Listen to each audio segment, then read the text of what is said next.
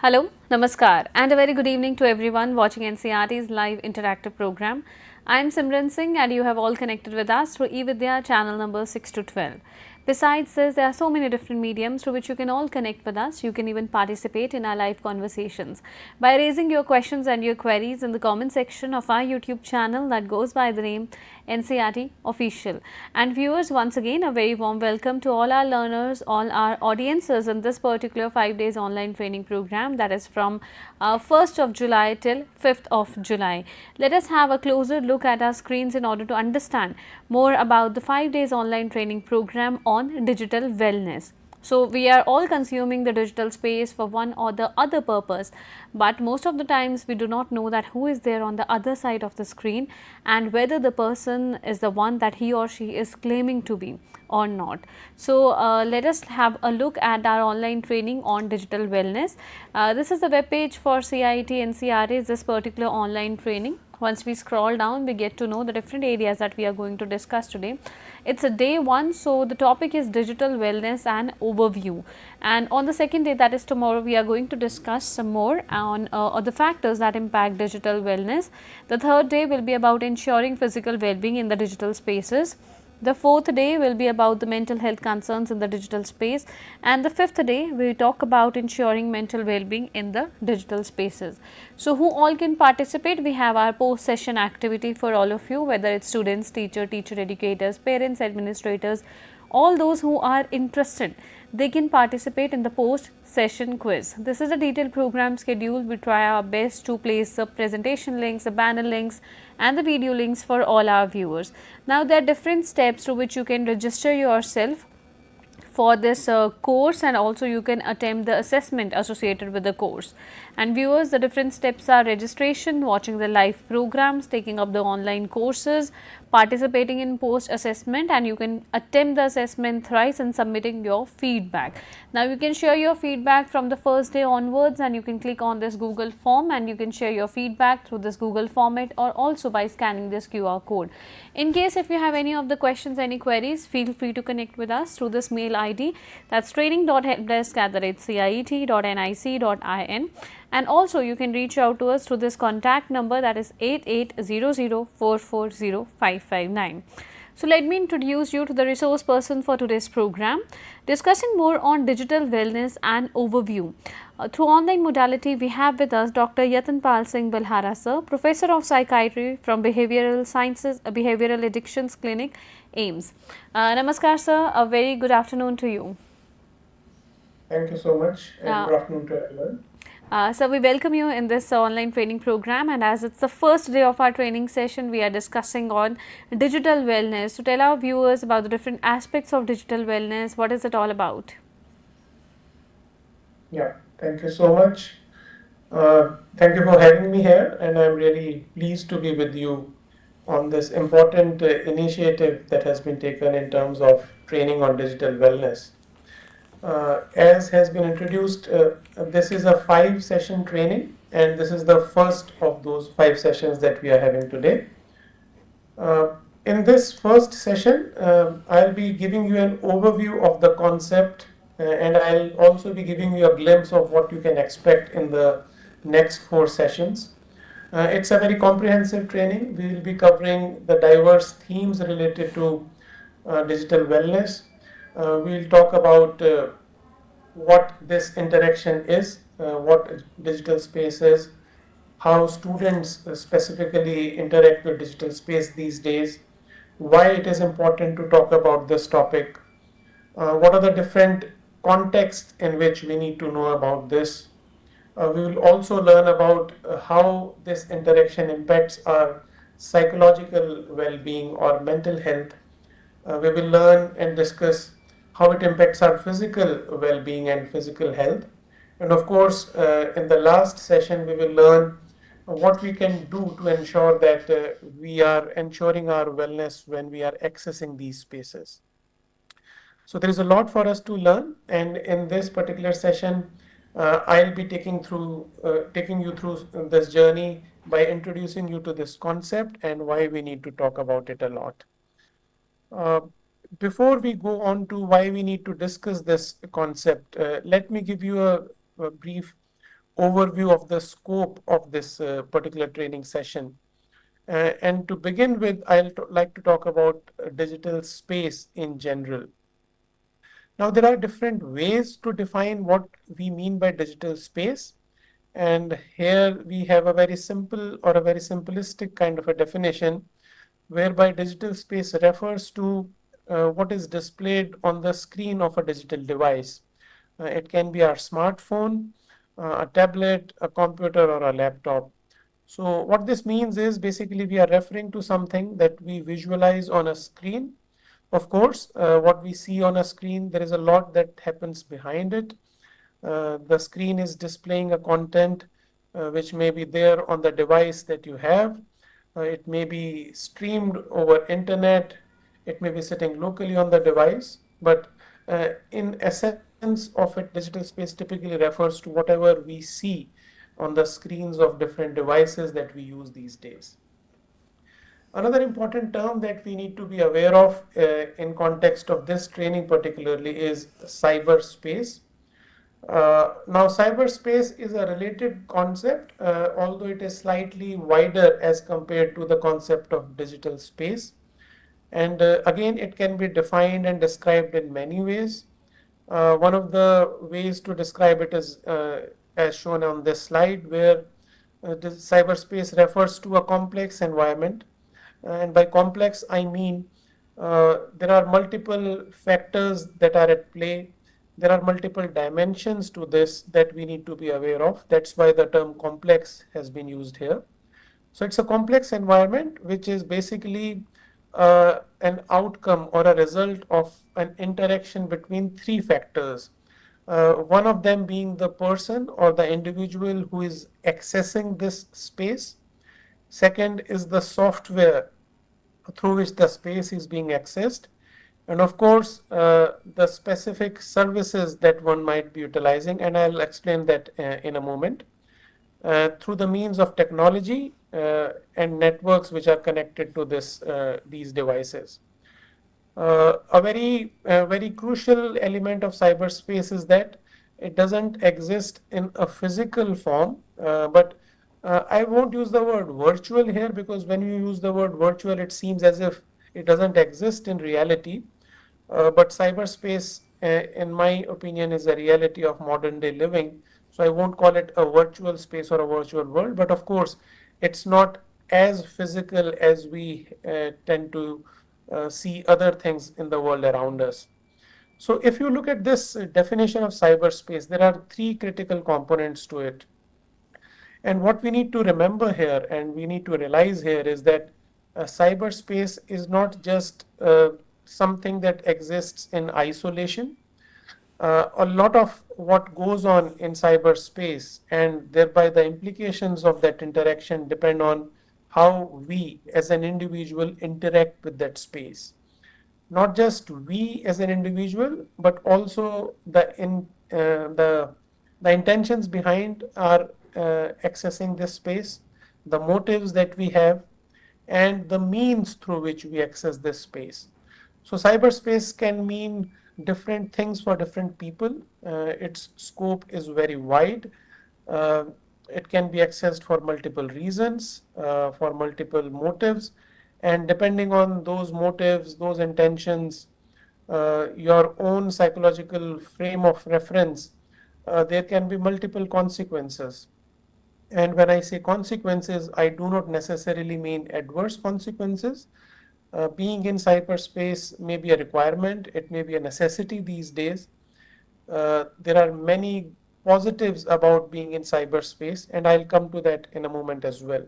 So, this interaction is at the core of what we are trying to discuss in this training series.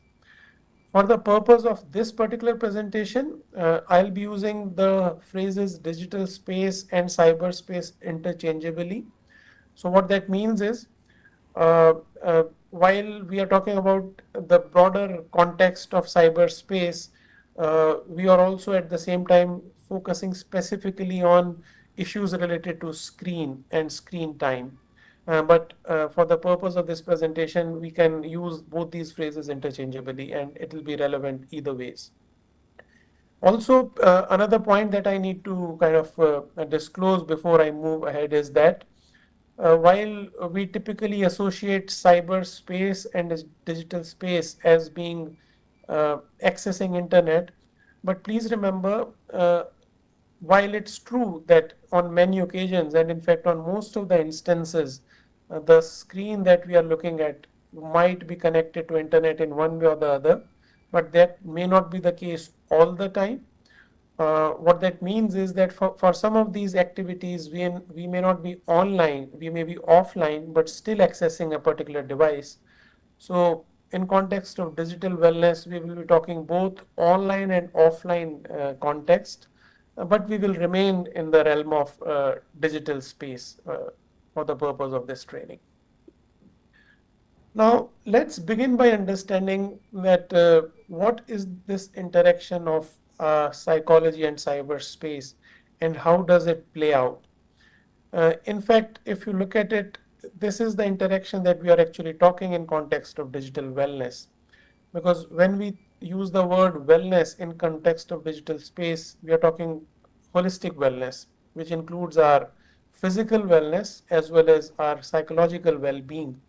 So it's very important that we understand first how these two elements or components they interact with each other. And in fact, it's a two-way interaction. What that means is that when somebody chooses to venture into digital space or cyberspace, uh, not only the digital space or cyberspace impacts our psychology or our psyche, the reverse is also true. What that means is our psychological frame impacts our interaction with digital space as well. And I'll be focusing on both of these in this section. So there are many ways in which one's psyche or psychological being impacts the interaction with cyberspace. And these are some of the ways in which this interaction happens. As I told to you earlier as well, when we access cyberspace or we venture into a digital space, the motives to access are quite important. Uh, we can use a digital device with various intentions or motivations. For example, uh, as a student, one might be using digital space to access information. One may venture into digital space because you are trying to gather some knowledge on particular topic of interest. One can access digital space for other motives, for example, for the purpose of communication. We know digital space and cyberspace offers multiple avenues to communicate with others who may be close to us or maybe geographically separated from us, but being in this space provides an opportunity to connect with people around us in many ways. Similarly, there are other motives. For example, one may access digital space for recreational purposes. When you are relaxing, when you are trying to have a good time, your hobbies may be there in the cyberspace or digital world. So, the motives that a person has to access digital space impacts this interaction in many ways. For example, when you access a device with an intent to gather information, the motive is very different from interaction with the same device when you are trying to access something with a recreational intent in your mind. So that is why motive to access is important. And again, we will come back to this when we go on to the subsequent section in this presentation. But this is one of the key elements that shapes our interaction with cyberspace. The second key component in this series of factors is the expectations of an individual when they access cyberspace. What that means is that uh, motive is probably with what intent we were accessing, and expectation is what is it that we expect as an outcome of that interaction or that time that we spend in cyberspace. Uh, for some, venturing into cyberspace, the expectation may simply be that by the end of it, the question that I had in my mind before I ventured into cyberspace, if I am able to find an answer, that's good enough for me. That is my expectation. On another occasion, the expectation may be that, okay, I'm not feeling particularly good at this time. That's why I am accessing cyberspace.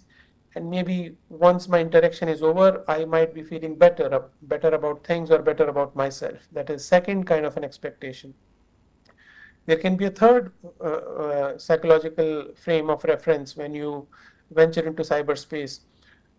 You may engage in some activity in digital space with an expectation that it will be appreciated or liked by others. And that may be a yardstick that you have set for yourself to kind of judge the value or validity of your actions. For example, you access a social media platform and you are expecting that, okay, when you post something there, it may be a message, a comment, or you have shared a picture, your expectation is that, okay, others should like it and they should share it with others, because unless they do so, I would not kind of accept that what I have posted there was of any value or of any relevance. So the expectation plays a very critical role. Many times, when we engage with cyberspace, our expectations may be unrealistic. And by unrealistic, what I mean is that the outcomes may not be in our own control, and it may be absolutely somebody else's choice how they respond or react to what we are doing there. But since our expectation is that if only they like it, that means my post was of any relevance or value, that kind of creates a situation where we are going to get disappointed because the outcome is not in sync with what we expected it to be. So the set of expectations that we bring along when we venture into cyberspace is another crucial element, whereby psychological set or psychological frame impacts our interaction with cyberspace. Our psychological frame of reference also shapes when we access cyberspace. For example, for some individuals, accessing cyberspace is a daily affair. They have to venture into that space because it's part of their routine. So it doesn't matter what they have to do during the day, how they have been feeling. They need to access it for some reason. For others, venturing into cyberspace or engaging into a particular activity may be driven by their emotional state. Some people like to engage in some activities when they are feeling low, they are feeling sad or distressed for some reason, and they want to use cyberspace at that point in time to kind of overcome those negative emotions. For others, they might like to access cyberspace when they are feeling good about themselves, they want to share it with others, and that is the time when they choose to access cyberspace. So our psychological state also kind of shapes when we choose or when we decide to venture into cyberspace. Another important factor in this list of factors is how we choose to access cyberspace. And by that, what I mean is that what is the kind of a software or an app or a platform we choose to access cyberspace. If our intention is to gather information, we may choose one particular kind of a platform or an app.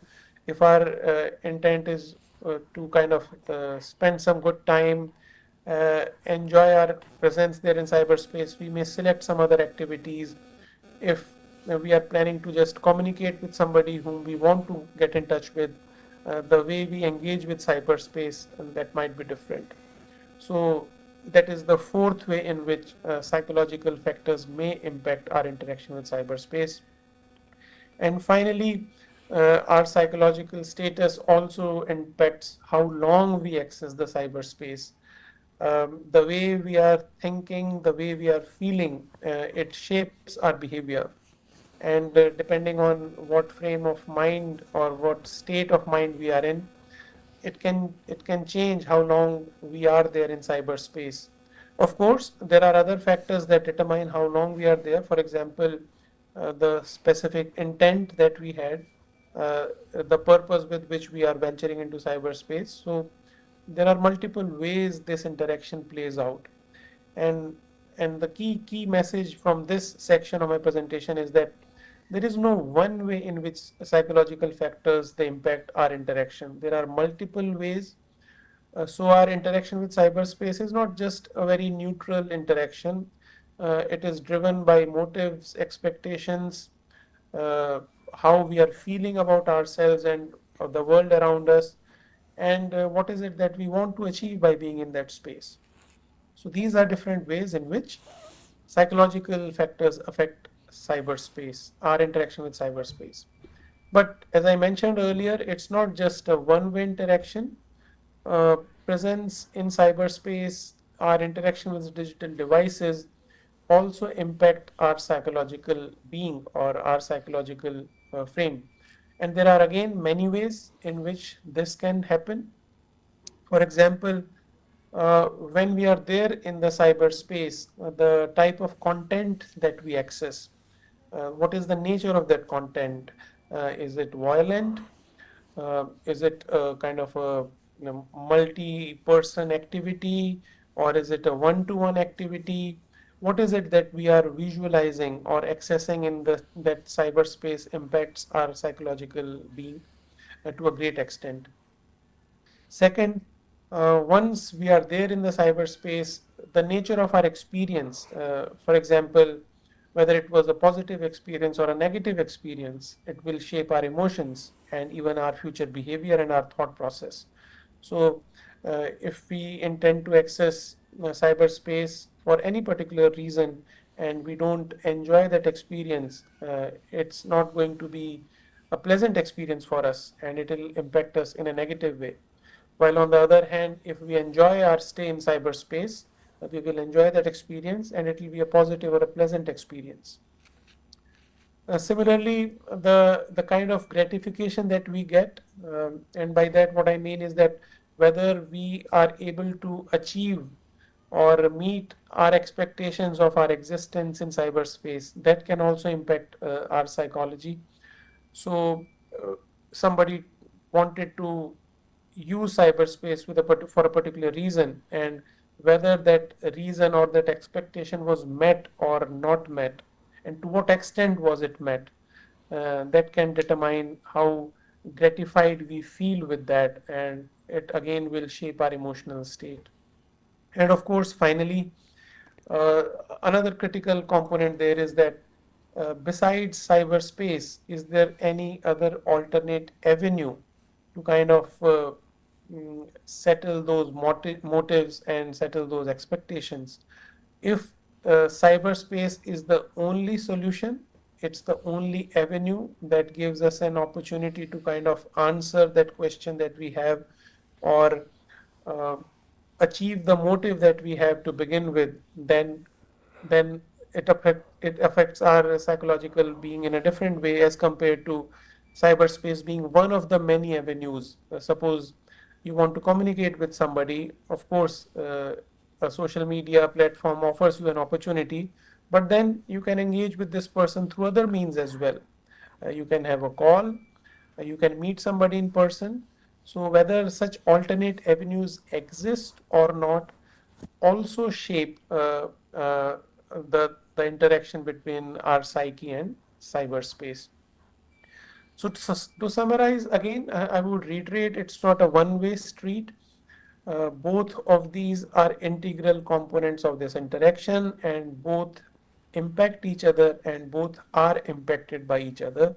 So that's why even in the definition of cyberspace, the word complex interaction was there, because there are so many factors that are at play that will actually determine how we end up being once we venture it into this domain of cyberspace.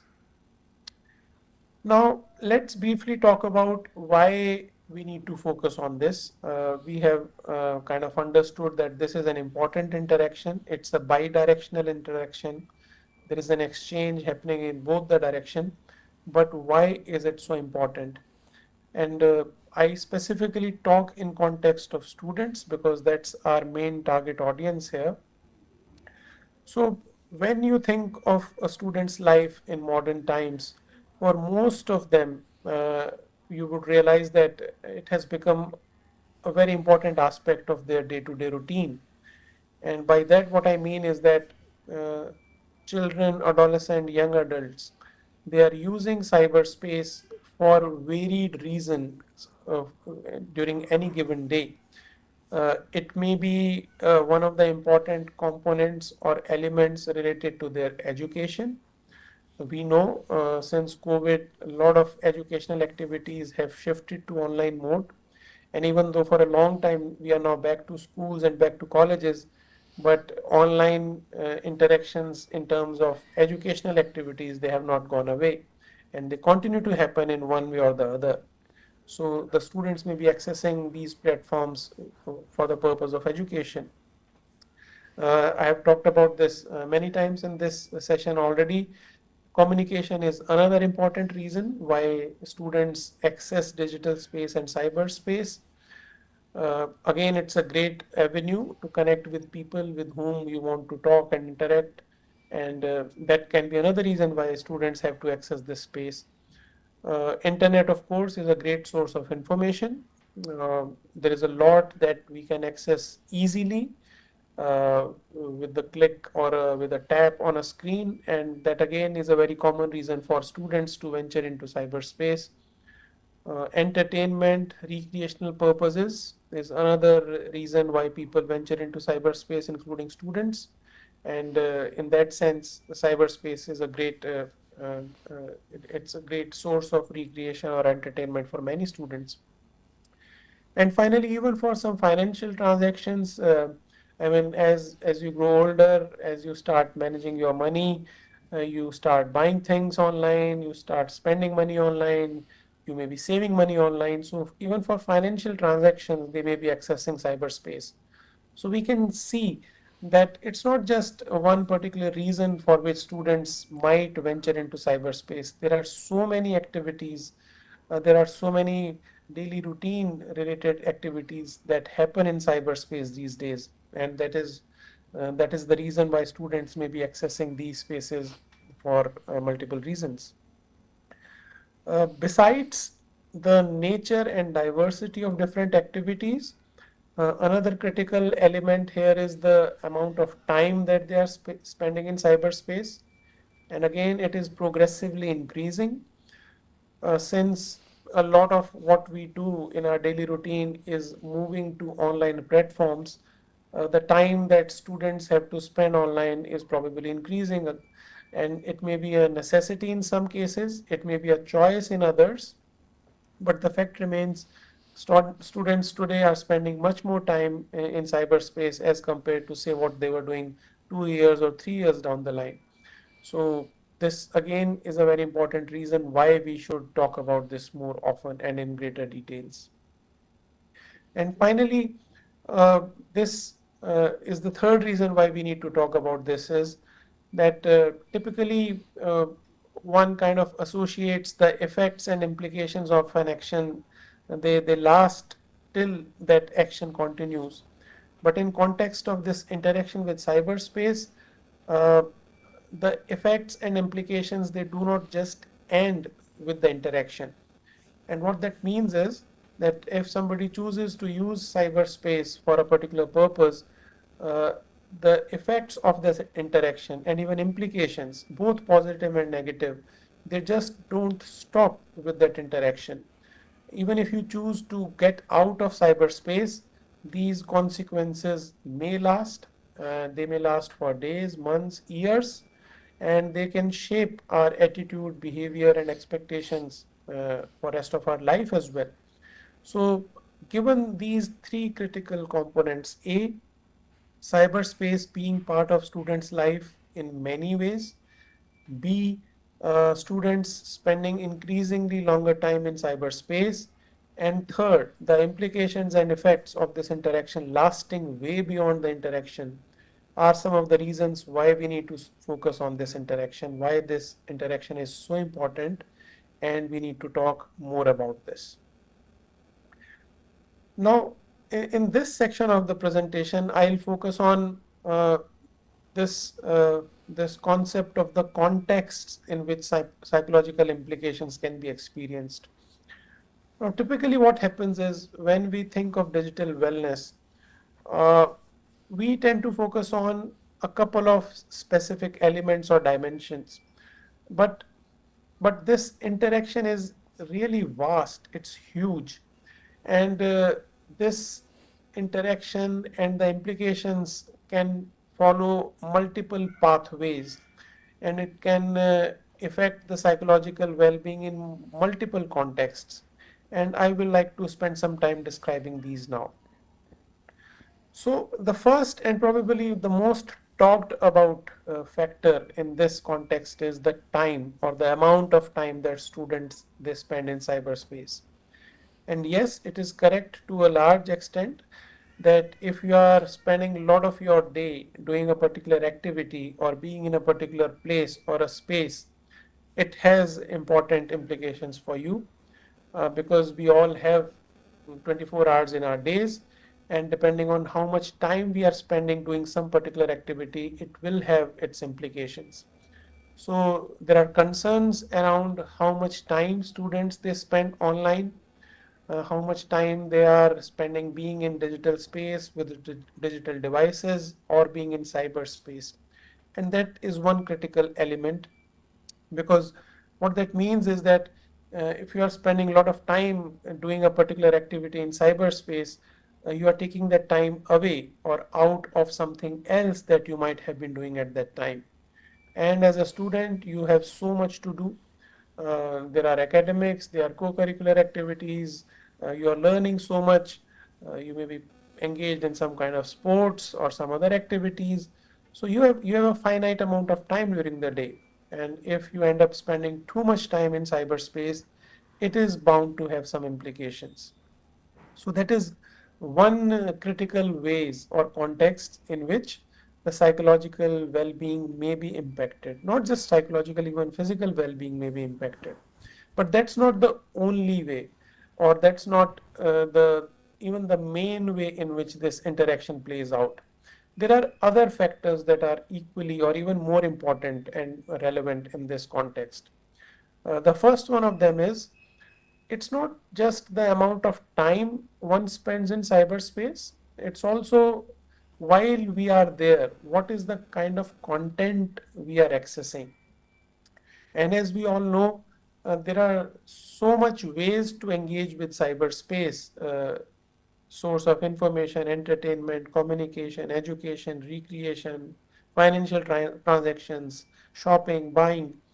So when a student is in a cyberspace, it only it doesn't only matter how much time they are spending there. It also is equally important what exactly is it that they are doing while they are in that cyberspace.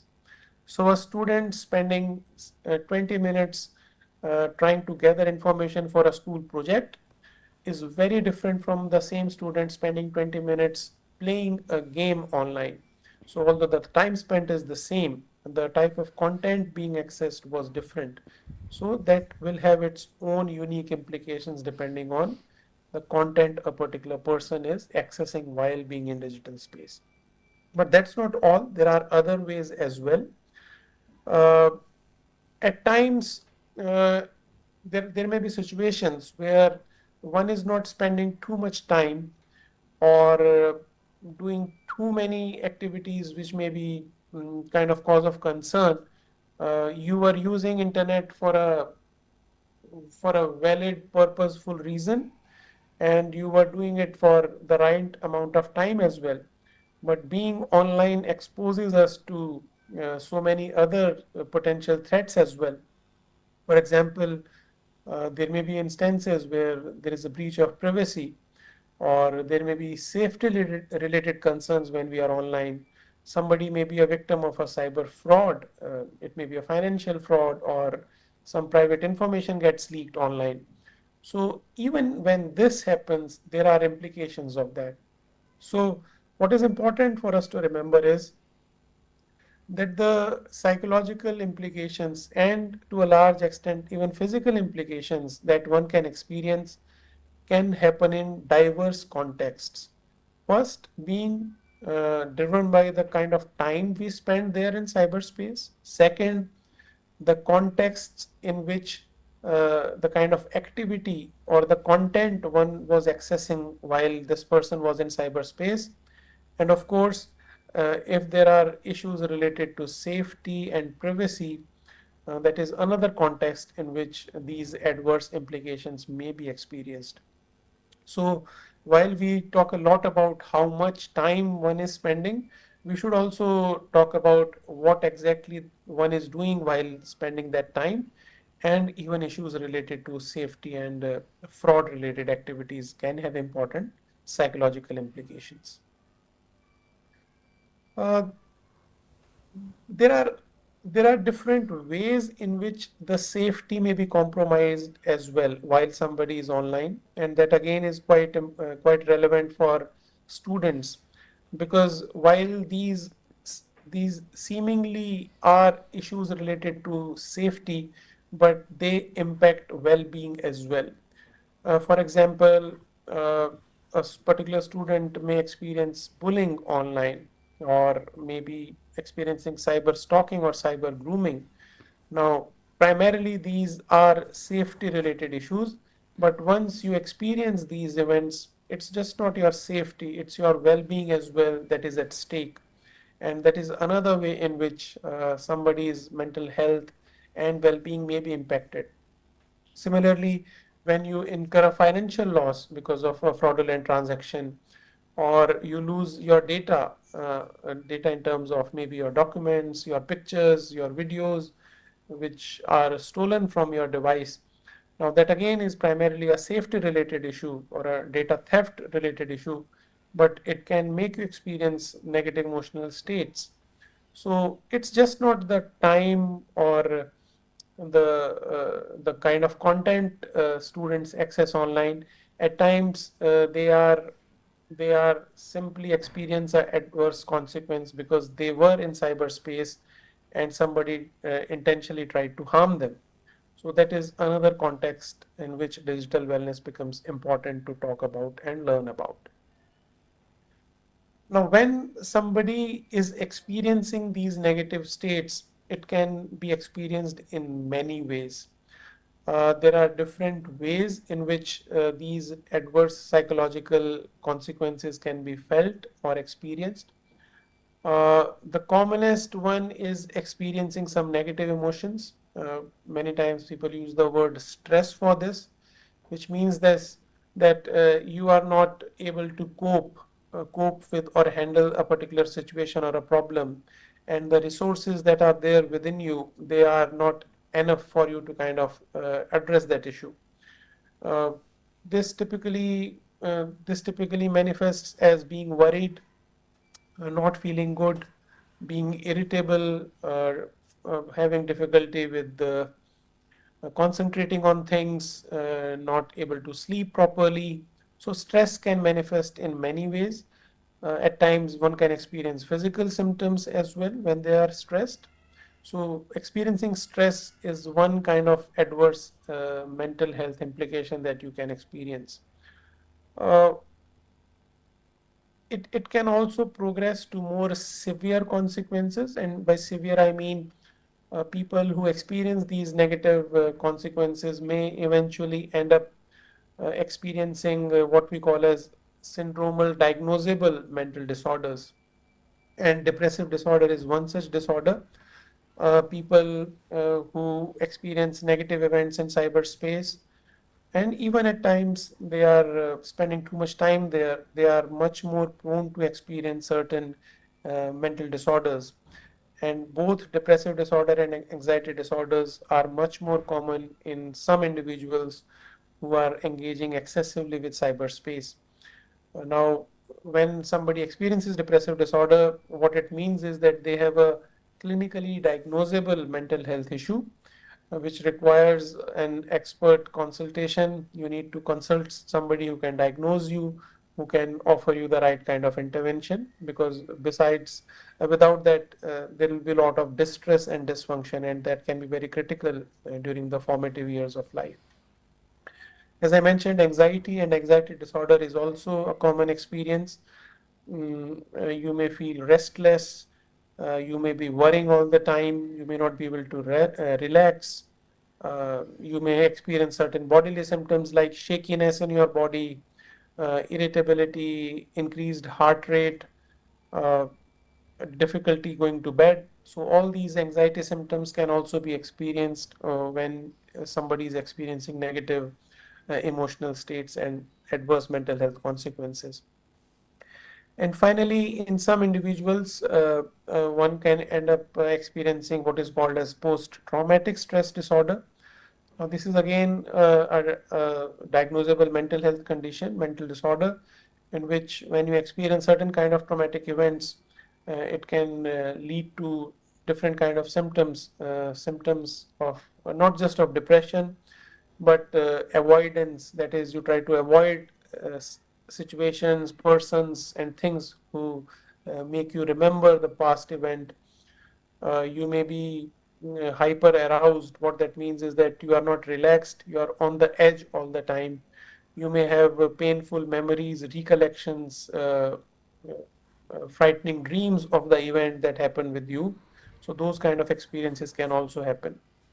So, the adverse mental health impact of these negative consequences can be experienced in many ways, as stress, as depression, as anxiety disorder, and even post-traumatic stress disorder. So, again, people typically talk a lot about depression, but the adverse consequences go beyond that, and there can be multiple negative adverse mental health consequences of a negative experience while being in cyberspace. Now, another critical element here that kind of shapes the outcome is the content. I talked about it earlier as well, but at this point in time, I'm referring to it in terms of the implications that it has for a particular person, especially children and adolescents. So, what you are exposed to when you are in cyberspace has its own implications. For example, if you engage in an activity, an online activity which involves violence and aggression, it may be simulated violence and aggression, what happens in some online games, or you may be engaging with somebody in a verbal altercation there, texting some things which are not nice. Uh, and if you are periodically exposed to such events or such content, it has shown to impact your own threshold of reaction to violence and aggression. People who are exposed to violence and aggression a lot during their growing years, they are less likely to react when such violence and aggression happens, including in physical world. And that again is not a very healthy development that happens. Exposure to pornography is another concern. Somebody getting exposed to pornography, it has its own potential adverse consequences, and it can again impact the students, children and adolescents in many negative ways. So the content again becomes very important when it comes to what you are experiencing in cyberspace. And finally, it's there is this broader concept that I talk about, which is exposure to age inappropriate content, uh, because the digital space is not a very well regulated space. And by that, what I mean is that there are no, there are no, for most of the content that is available online, there are very few or no uh, avenues or ways to ensure that people who are not supposed to access it, they don't gain access to it. There are few checks and balances in place. So what it means is that a 15-year-old may be able to access a content which is not meant for that particular age. Uh, at times, some of these applications and platforms, they include those components where they talk about that you have to be of a particular age and only then you can access this content. But the means and the ways to check this, they are not very robust. And so what that means is students may at times be exposed to what they should not be exposed to while they are growing up. And that again can lead to important consequences in context of wellness. So the kind of content that students are accessing in digital space is again very meaningful. So we should not just talk about how much time they are spending, or what they are doing, but besides these two, time and what kind of activity, the content of that particular activity is again an important element that we should take into consideration when we think of digital wellness and digital well-being. Now, another important element that we should focus a lot on is excessive time spent. I mentioned earlier, this is an important dimension because of a very simple reason, as I mentioned earlier as well. We all have 24 hours in a day, and the amount of time somebody spends in cyberspace, that time is taken out of the 24-hour window that we have. So the more a student spends in cyberspace, the less time is available to them other activities, and which is studies, mm, sports, co-curricular activities, learning new skills, learning new activities, spending time with others. So the amount of time you are taking away from all these activities is actually what you are putting in cyberspace.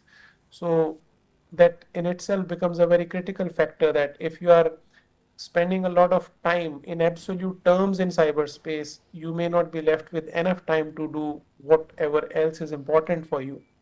So that again is an important theme that we need to keep in mind when we talk of digital wellness. There are other mm, there are other elements that are equally important.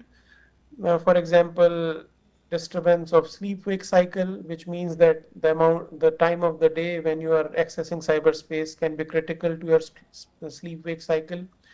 If you are staying awake late in the night because you want to do something online, that means you will probably get up late in the morning, and that will interfere with your daily routine the next day. Similarly, it might impact your eating habits. You may not pay attention to what you are eating, the kind of food you are eating. Are you eating the nutritious meal at the right times? So all these factors, they are impacted when you venture into cyberspace and you are not careful about or very mindful of your presence there. The challenges don't end there. Once the problems they start to set in, it manifests in many ways. So those negative psychological experience is one manifestation, but once things start to go down the spiral, there are problems with academics. Uh, Students may start to lose interest in studies, they may become irregular to their school, their concentration may go down, their grades may start falling, and at times it even may lead to failure in examinations. So the digital wellness is not just about psychological well-being or physical well-being, it's about your academic well-being as well, and it is impacted in many ways as well. There are interpersonal issues that can come up because you are doing something which people around you may not appreciate. They may not be really comfortable you doing it, or the time amount of time you are doing it, and it can lead to problems with the people that are around you, people who matter to you, and it can cause interpersonal issues in that sense. There may be financial problems.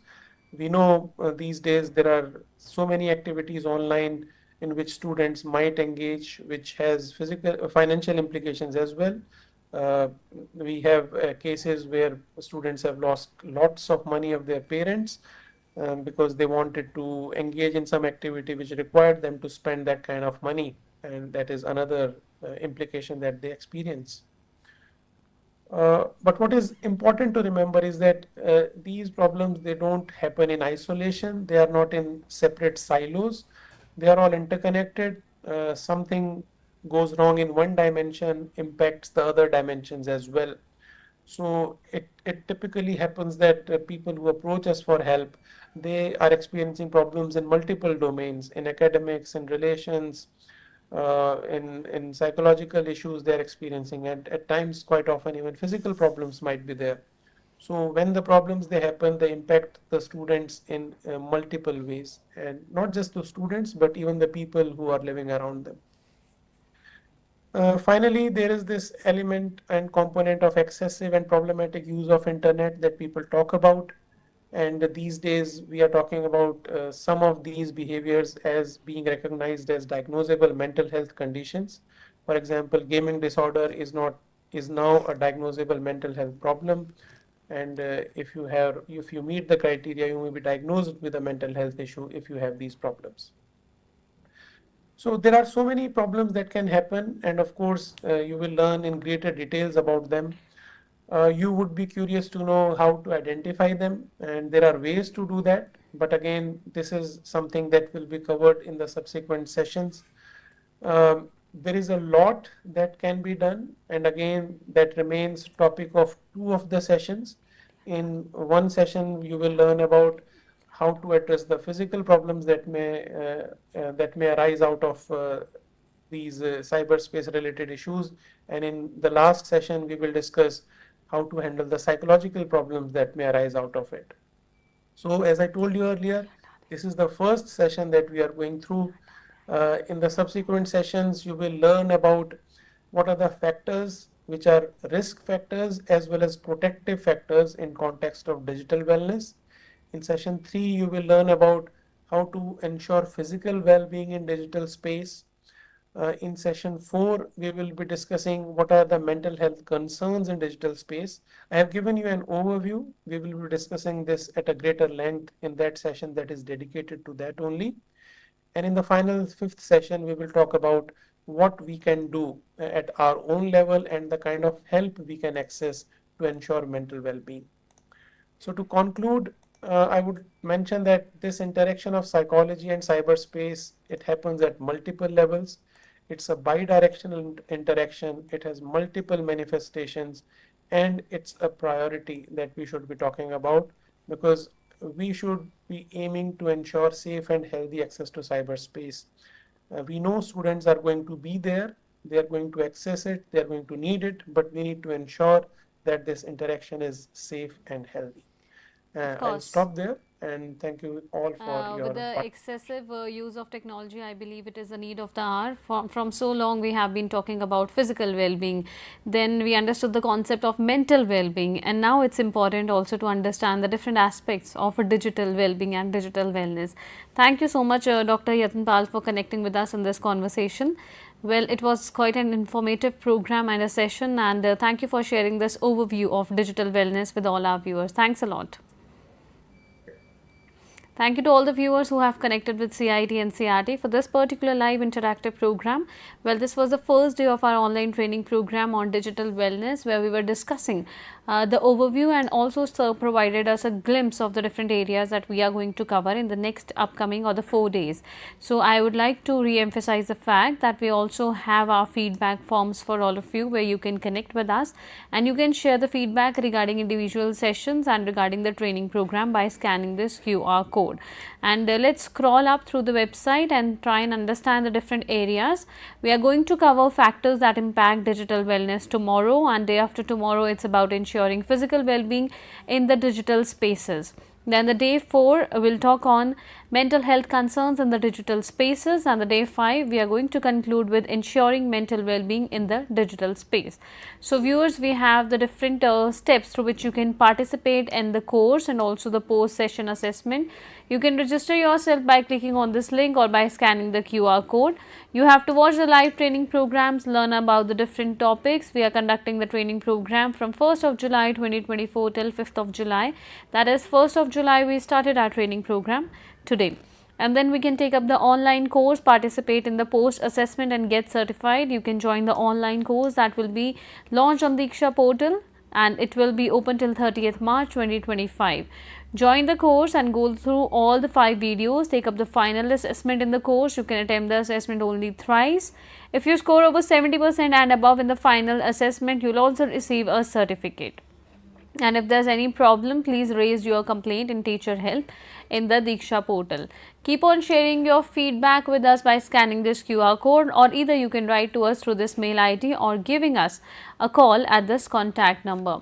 Thank you once again to all the viewers who have connected with us for the first day of our online training session on digital wellness and overview. We are wrapping up this program, but next up we have our program of Sahyog, where we try to provide guidance for mental well-being and psychosocial support to all the learners and the audiences. So stay connected, keep watching with their channels. We will be right back with our Sahyog program. Namaskar.